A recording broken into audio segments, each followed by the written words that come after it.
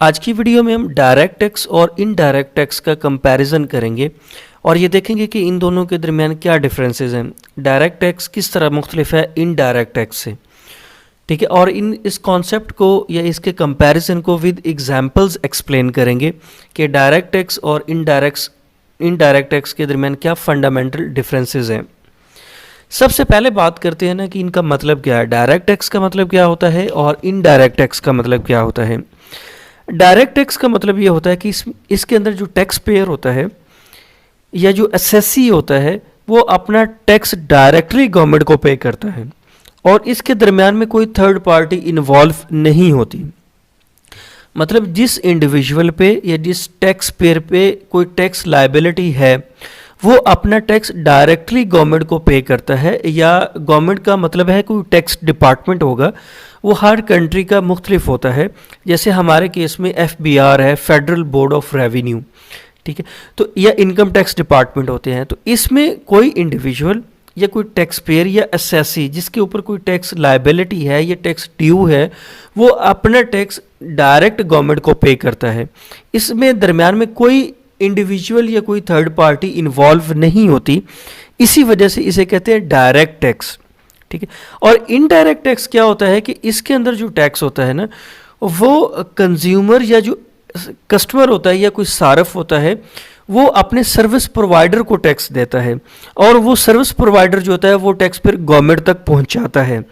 तो इसमें जो सर्विस प्रोवाइडर होता है ना वो एज ए इंटरमीडियरी काम करता है कि वो कंज्यूमर से टैक्स लेता है और गवर्नमेंट को टैक्स पहुंचा देता है। तो इसमें दरमियान में एक जो है ना एक थर्ड पार्टी इन्वॉल्व होती है जिसे कहते हैं सर्विस प्रोवाइडर। अच्छा, इनडायरेक्ट टैक्स कैसे काम करता है कि जब भी हम कोई सर्विस लेते हैं, किसी डिपार्टमेंट से कोई सर्विस लेते हैं, तो उस सर्विस के अगेंस्ट हम कुछ टैक्स पे करते हैं, या उस सर्विसेज के मद में जो हम पैसे पे करते हैं सर्विस प्रोवाइडर को, तो उन पैसों के अंदर कुछ टैक्स भी शामिल होता है। तो वो जो टैक्स होता है ना वो सर्विस प्रोवाइडर गवर्नमेंट को पे कर देता है हमारे बिहाफ पे, कि वो सर्विस प्रोवाइडर ने क्या किया कि उसने जो हमें बिल दिया किसी सर्विस के अगेंस्ट, फ़र्ज़ करें हमने किसी होटल से खाना खाया, तो खाना खाने के बाद जो हमने बिल पे किया तो उस बिल के अंदर कुछ टैक्स भी शामिल था। तो वो उस होटल वाले ने क्या किया कि वो टैक्स हमसे ले लिया और उसने वो गवर्नमेंट को पे कर दिया। मतलब हमने तो पूरा बिल पे किया और हमें पता भी नहीं था कि शायद उसमें कितना टैक्स शामिल है। सपोज़ हमने खाना खाया और उसका 5000 बिल बना, हमने वो 5000 पे कर दिया, तब हो सकता है कि उस 5000 के अंदर 500 जो है वो टैक्स हो। तो होटल वाले ने क्या किया कि 4500 जो है वो अपनी सर्विसेज के अगेंस्ट उसने खुद रख लिया और 500 जो है वो हमारे बिहाफ पे उसने गवर्नमेंट को पे कर दिया। तो इसमें जो होटल वाला है ना वो एज ए थर्ड पार्टी काम कर रहा है कि वो जो उसके कस्टमर्स थे उससे वो टैक्स कलेक्ट करता है और गवर्नमेंट को टैक्स पे करता है। तो ये एक एग्जांपल है इनडायरेक्ट टैक्सेस की। हम अपनी रूटीन लाइफ में, डेली लाइफ में बहुत ज़्यादा इनडायरेक्ट टैक्स पे करते हैं और इसके अंदर कुछ का हमें पता होता है, कुछ बिल में हमें बता देते हैं कि आपने ये टैक्स पे किया है।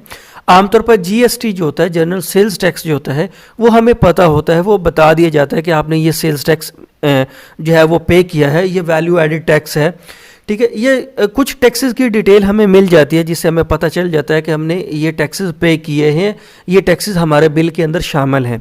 जबकि कुछ टैक्सेस ऐसे होते हैं जो कि हिडन होते हैं, जिसका हमें पता नहीं होता, लेकिन हम वो फिर भी पे कर रहे होते हैं। तो इनडायरेक्ट टैक्स चूँकि इनडायरेक्टली हम गवर्नमेंट को पे करते हैं तो इसमें दरमियान में सर्विस प्रोवाइडर्स आ जाते हैं या कोई थर्ड पार्टी इन्वॉल्व होती है। जबकि जो डायरेक्ट टैक्स होते हैं ना वो जिस इंडिविजुअल के ऊपर या जिस कॉरपोरेशन के ऊपर वो लगाए जाते हैं वो डायरेक्टली गवर्नमेंट को पे करते हैं। तो यहाँ पे कोई दरमियान में थर्ड पार्टी इन्वॉल्व नहीं होती। तो यही फंडामेंटल डिफरेंस है डायरेक्ट और इनडायरेक्ट टैक्स में। अच्छा, जो नेक्स्ट डिफरेंस है ना वो इनकी नेचर का है। नेचर किस तरह का है कि जो डायरेक्ट टैक्स होता है ना ये प्रोग्रेसिव होता है।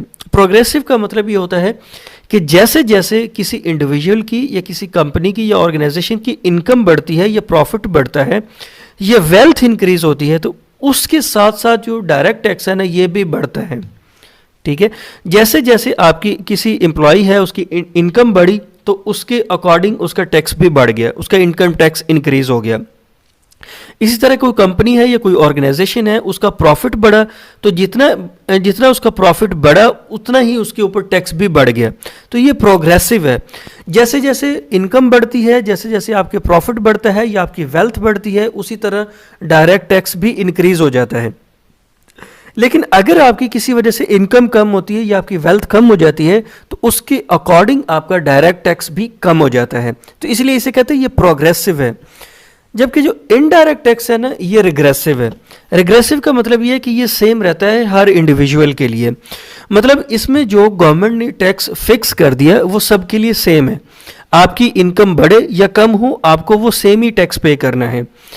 जैसे सपोज हम एग्जांपल लेते हैं कि आपने मार्केट से कोई चीज़ परचेज़ की। फॉर एग्जांपल आपने एक फूड आइटम लिया, तो उसके ऊपर आपने कुछ टैक्स लिया, तो वो टैक्स आपने हर सूरत में पे करना है। वो कोई लेस इनकम वाला बंदा पे करे या हाई इनकम वाला बंदा वो प्रोडक्ट खरीदे, उसको सेम ही टैक्स पे करना है। मतलब जो गवर्नमेंट इनडायरेक्ट टैक्स लगाती है ना, वो सबके लिए सेम होता है। वो पूरे कंट्री में वो सेम रहता है। आप किसी भी जगह वो प्रोडक्ट खरीदेंगे तो आपको सेम टैक्स पे करना है। तो इसलिए ये रिग्रेसिव है कि ये सेम होता है हर इंडिविजुअल के लिए।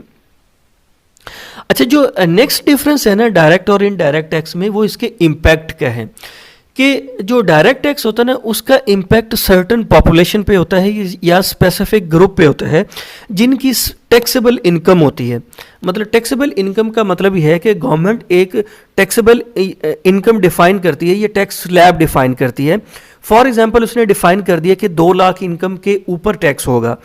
तो ऐसी कम्युनिटी या ऐसे एम्प्लॉयज़ या ऐसे इंडिविजुअल जिनकी इनकम 2 लाख से नीचे होगी ना, तो उनको तो वो टैक्स पे करना ही नहीं है। तो इसलिए अगर डायरेक्ट टैक्स गवर्नमेंट बढ़ाती है ना, तो उसका इम्पैक्ट उन पे नहीं होगा जिनकी इनकम 2 लाख से कम है।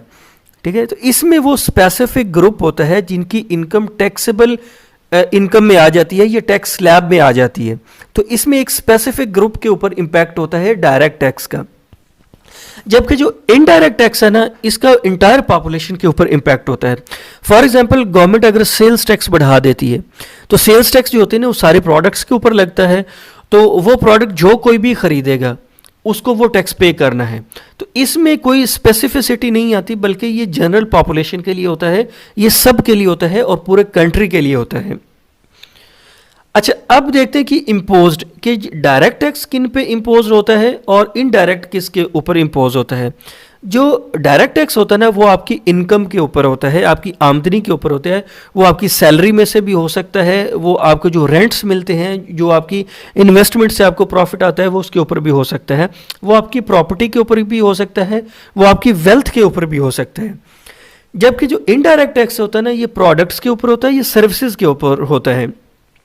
आप जो प्रोडक्ट्स खरीदते हैं ये उसके ऊपर हो सकता है, या जो सर्विसेज आप अवेल करते हैं ये उसके ऊपर हो सकता है। अच्छा, इसके अलावा टैक्स अवेजन है। मतलब टैक्स अवेजन का मतलब टैक्स चोरी या जानबूझ के टैक्स पे ना करना। तो डायरेक्ट केस टैक्स जो होता है ना, इसके केस में टैक्स अवेजन पॉसिबल होती है। वो कैसे पॉसिबल होती है कि आप अपनी इनकम ही शो ना करें। जब आप अपनी इनकम ही शो नहीं करेंगे तो आपके ऊपर कोई टैक्स ही नहीं लगेगा। या दूसरा तरीका ये है कि आप अपनी इनकम कम शो करें, इनकम कम शो करें या एक्सपेंसेस ज़्यादा शो करें, तो ऐसी सूरत हाल में भी आपके ऊपर टैक्स नहीं लगेगा। तीसरा केस ये है कि आप अपनी इनकम को रिकॉर्ड ही ना करें कि आपकी कोई इनकम है ही नहीं। जब आपकी कोई इनकम ही नहीं होगी तो आपके ऊपर कोई टैक्स ही नहीं लगेगा। तो ये सारे मेथड्स हैं जिनके थ्रू टैक्स एविजन होती है, ये टैक्स की चोरी होती है।